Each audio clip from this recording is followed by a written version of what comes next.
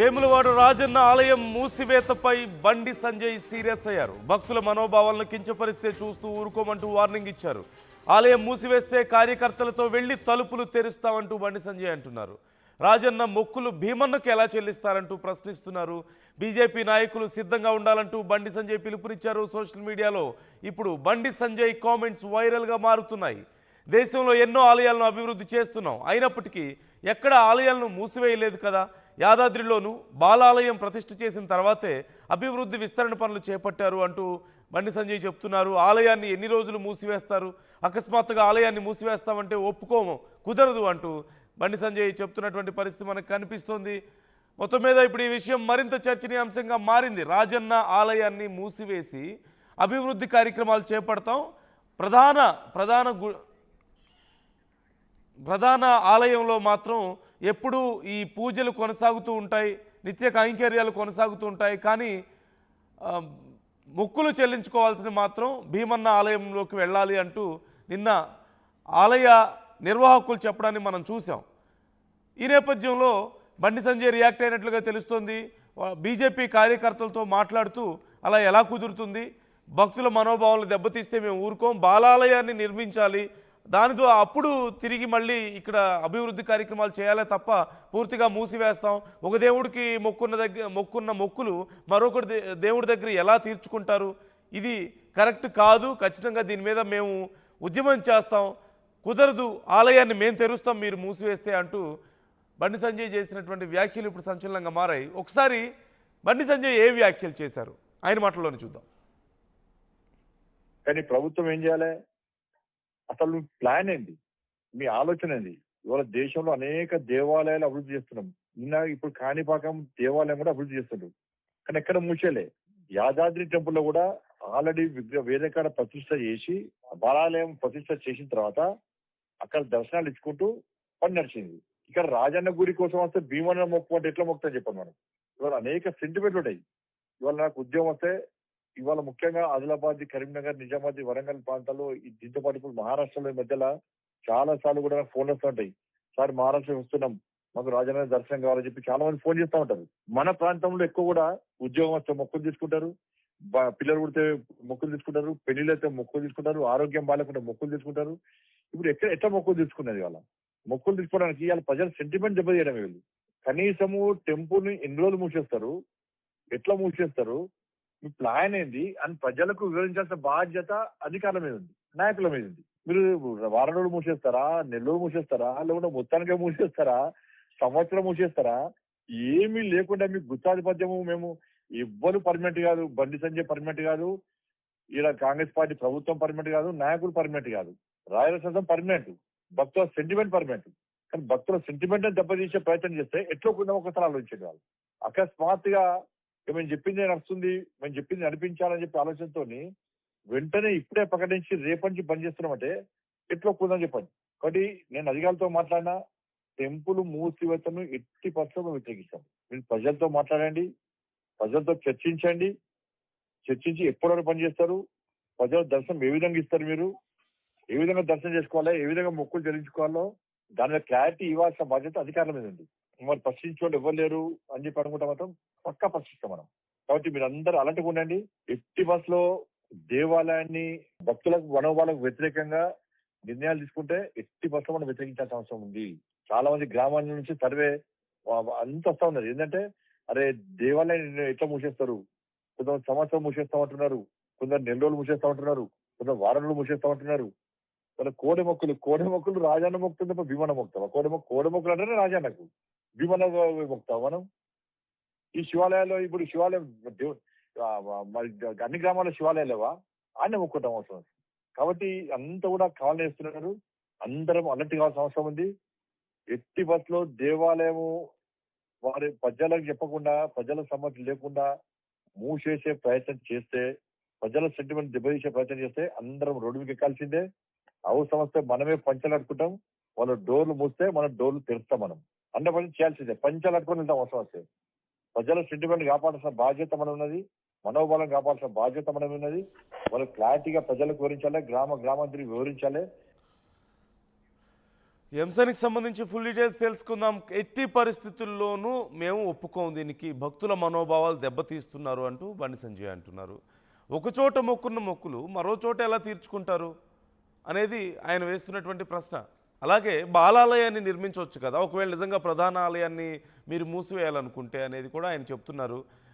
Details తెలుసుకుందాం. Chandrasekhar join అవుతున్నారు, మా ప్రతినిధి. చంద్రశేఖర్, ఇప్పుడు బండి సంజయ్ మాట్లాడిన మాటలు బయటకు వచ్చాయి, పెద్ద సంచలనంగా మారాయి. సో ఆలయాన్ని మూసివేయడానికి మాత్రం మేము ఒప్పుకోమని చెప్పి ఆయన కరాఖండిగా చెప్తున్నారు. ప్రస్తుతం అసలు ఆలయం దగ్గర పరిస్థితి ఎలా ఉంది, అక్కడ ఏమి ఏర్పాట్లు చేస్తున్నారు, మరి బీజేపీ నుంచి కార్యాచరణ ఎలా ఉండే అవకాశం ఉంది? ఎస్ నందు, దక్షిణ కాశీగా పేరొందినటువంటి వేములవాడ రాజన్న ఆలయ విస్తరణ పనులు కొనసాగుతున్నాయి. గత కొంతకాలం నుంచి కసరత్తు చేస్తున్నారు. ఇటు స్థానిక ఎమ్మెల్యే ప్రభుత్వ వైపు ఆది శ్రీనివాస్, అలాగే గతంలో కొద్ది రోజుల క్రితమే ముఖ్యమంత్రి రేవంత్ రెడ్డి వచ్చినటువంటి సందర్భంగా విస్తరణ పనులకు సంబంధించి శంకుస్థాపన చేయడం జరిగింది. దీనిలో భాగంగా దాదాపు ఎస్టిమేషన్ కూడా వేశారు. వేములవాడ రోడ్ల విస్తరణ పూర్తయింది. దీనిలో భాగంగానే భీమన్న రాజన్నకి వివిధ ప్రాంతాల నుంచి పెద్ద ఎత్తున భక్తులు తరలివచ్చి మొక్కులు చెల్లించుకుంటారు. కోడె మొక్కుల రాజన్నగా ప్రసిద్ధి చెందిండు. కాబట్టి ఏ శుభకార్యమైనా మంచి చెడులకి అన్నిటికీ వేములవాడ రాజన్న దగ్గరికి వచ్చి మొక్కులు తీర్చుకోవడం ఆనవాయితీగా ఉంది. అయితే అధికారులు చేసినటువంటి ప్రకటన అకస్మాత్తుగా ఒక ప్రకటన విడుదల చేశారు. గత సాయంత్రం ఈ ఆలయము రేపు ఉదయం నుంచి, అంటే నేటి ఉదయం నుంచి ఏకాంత సేవలు మాత్రమే కొనసాగుతాయి. మిగతా కైంకర్యాలన్నీ కూడా కోడె మొక్కులు, అభిషేకము, అర్చన, కుంకుమ పూజ తదితర పూజలన్నీ కూడా చారిత్రక ప్రాంతమైనటువంటి భీమన్న ఆలయంలోనే భక్తులకి సౌకర్యార్థం అభివృద్ధి పరిచామని చెప్పి ఆ ప్రకటన సారాంశము. దీనిలో భాగంగా ఒక్కసారిగా గతంలో సైతం భారతీయ జనతా పార్టీ నేతలు, కార్యకర్తలు, హిందూ సంఘాలకు సంబంధించినటువంటి నేతలు, కార్యకర్తలు అభ్యంతరాలు వ్యక్తం చేశారు. ఎందుకంటే రాజన్నకు చెల్లించాల్సినటువంటి మొక్కులు భీమన్నకి ఎలా చెల్లిస్తామని. ఇది కాస్త కేంద్ర హోంశాఖ సహాయ మంత్రి బండి సంజయ్ దృష్టికి వెళ్ళింది. దీంతో ఒక్కసారిగా ఆగ్రహవేశాలు వ్యక్తం చేయడం జరిగింది. రాజన్నకి చెల్లించాల్సినటువంటి మొక్కులు భీమన్నకి ఎలా చెల్లిస్తారనేది నెంబర్ 1 పాయింట్. నెంబర్ 2, గతంలో సైతం దేశవ్యాప్తంగా అనేక ఆలయాలు అభివృద్ధి చేశారు. ముఖ్యంగా ఇటీవల కాలంలో అభివృద్ధి చేసినటువంటి యాదగిరిగుట్ట పునర్నిర్మాణం సందర్భంగా బాలాలయాన్ని నిర్మించారు. మరి ఇక్కడ కూడా బాలాలయం నిర్మిస్తే బాగుంటది అనేది సూచించడం జరిగింది. అలాగే కాణిపాకంలో వినాయక టెంపుల్ సైతం విస్తృతంగా అభివృద్ధి పరిచారు. అప్పుడు సైతం ఆలయం మూసివేయలేదు. మహారాష్ట్ర, కర్ణాటక, తెలంగాణ, ఆంధ్ర ఇలా అనేక ప్రాంతాల నుంచి వేములవాడ రాజన్న ఆలయానికి కూటెత్తేటువంటి భక్తులు చాలా మంది ఉంటారు. ముఖ్యంగా శ్రావణ మాసం, కార్తీక మాసం, మాస శివరాత్రి, మహాశివరాత్రి, అన్నిటికన్నా ముఖ్యంగా గిరిజన జాతరగా పేరొందినటువంటి సమ్మక్క సారలమ్మ జాతరను తలపించే విధంగా ఎప్పుడైతే సమ్మక్క సారలమ్మ జాతరకు వెళ్లేటువంటి భక్తులంతా కూడా ముందుగా మొక్కులు రాజన్నకు చెల్లించుకోవడం ఆనవాయితీగా ఉంది నందు. దీనిలో భాగంగా మరి ఎలాంటి ఏర్పాట్లు చేయకుండా, ఎలాంటి ప్లాన్ లేకుండా ఇలా ఎందుకు చేస్తారు, ఎవరిని అడిగి చేస్తున్నారు, మీ ప్లాన్ ఏంటి, మీ ఒకవేళ ఇదే కొనసాగితే ఖచ్చితంగా మేము పోరాటం చేస్తాం, ఖచ్చితంగా తలుపులు తెరుస్తామని చెప్పి హెచ్చరికలు జారీ చేసినటువంటి మాటలు వైరల్ గా మారాయి. దీంతో ప్రస్తుతం వేములవాడ రాజన్న ఆలయంలో భక్తులకి దర్శనాలు యథావిధిగా కొనసాగుతున్నటువంటి పరిస్థితి అయితే గమనించవచ్చు. ముఖ్యంగా అధికారులు చేసినటువంటి ప్రకటనలకి ఆ తర్వాత కొనసాగుతున్నటువంటి దర్శనాలకి మధ్య గందరగోళ పరిస్థితి ఉంది. ఆలయాన్ని అభివృద్ధి పరచడం అందరూ స్వాగతిస్తారు. అందులో భాగంగా ఖచ్చితంగా ప్రత్యామ్నాయ చర్యలు, ప్రత్యామ్నాయ ఏర్పాట్లు చేయాల్సిందే కదా అని చెప్పేసి డిమాండ్ వ్యక్తం అవుతున్నటువంటి పరిస్థితి గమనించవచ్చు నందు. Right, thank you Chandrasekhar, thanks for the details. అయితే ఇక్కడ బండి సంజయ్ మాట్లాడిన మాటల్లో ఖచ్చితంగా ఒప్పుకోవాల్సిన వాస్తవం ఒకటి ఉంది. అది రాజన్న మొక్కులు భీమన్నకి ఎలా చెల్లిస్తారు అంటూ ఆయన ప్రశ్నిస్తున్నారు.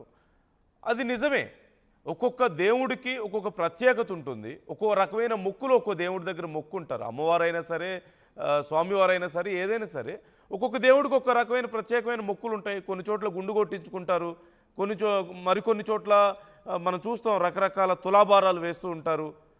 మరికొన్ని చోట్ల మరికొన్ని రకాల మొక్కులు, రకరకాల కొన్ని చోట్ల మేకల్ని, గొర్రెల్ని తీసుకువెళ్ళి అక్కడ బలిచ్చేటువంటి పరిస్థితులు కూడా మనం చూస్తాం అమ్మవారి దగ్గర. అన్ని రకాల మొక్కులు, అన్ని రకాల పూజలు అందరి దగ్గర ఒకే రకంగా చేసేది ఉండదు కదా. మరి నిజంగానే రాజన్న దగ్గర మొక్కున్న మొక్కులు భీమన్న దగ్గర ఎలా చెల్లిస్తారు అనేది అర్థం ఉన్నటువంటి ప్రశ్నే. మరి ఈ విషయానికి ఏదైనా ఆల్టర్నేటివ్ ప్లాన్ చేసిందా ప్రభుత్వం? బాలాలయం నిర్మించి సహజంగా ఎక్కడైనా సరే ఒక పెద్ద ఆలయాన్ని తిరిగి అభివృద్ధి చేయాలనుకున్నప్పుడు బాలాలయాన్ని నిర్మిస్తారు. అంటే అదే స్వామివారిని మరొక చోట ఒక రకంగా చెప్పాలంటే ప్రతిష్ఠించి టెంపరీగా అక్కడ మొక్కులు చెల్లించుకునే అవకాశం కల్పించి ఈలోపు ఈ ఆలయాన్ని, పెద్ద ఆలయాన్ని డెవలప్ చేస్తూ ఉంటారు. మరి ఆ అవకాశం ఉన్నప్పుడు ఎందుకు అలా చేయడం లేదు? ఇంత అర్జెంటుగా ఇప్పటికిప్పుడు ఎందుకు చేయాల్సిన అవసరం వస్తుంది? ఇప్పుడు అంత అర్జెంట్ ఏం అవసరం వచ్చింది? బాలాలయాన్ని నిర్మించి మరొక పెద్ద ఆలయాన్ని పూర్తిగా డెవలప్ చేయొచ్చు కదా. ఎందుకు ఆ సమయం తీసుకోలేకపోతున్నారు అనే ప్రశ్న ఖచ్చితంగా ఇక్కడ ఉత్పన్నమవుతుంది. ఒకవేళ ఈ ఎన్నికలు ఇవన్నీ ఉన్న నేపథ్యంలో త్వరగా ఆలయం పనులు మొదలు పెడితే ఒకవేళ ప్రజల్లోకి పాజిటివ్గా వెళ్తుందన్న ఆలోచన ఏదైనా ఉందా, లేదంటే టెక్నికల్గా ఇంకేమైనా సమస్యలు ఉన్నాయా అనేది కూడా చూడాల్సిన అవసరం అయితే ఉంది ఖచ్చితంగా. మీ అభిప్రాయాలు ఎలా ఉన్నాయి ఈ విషయంలో? మీరేమనుకుంటున్నారు?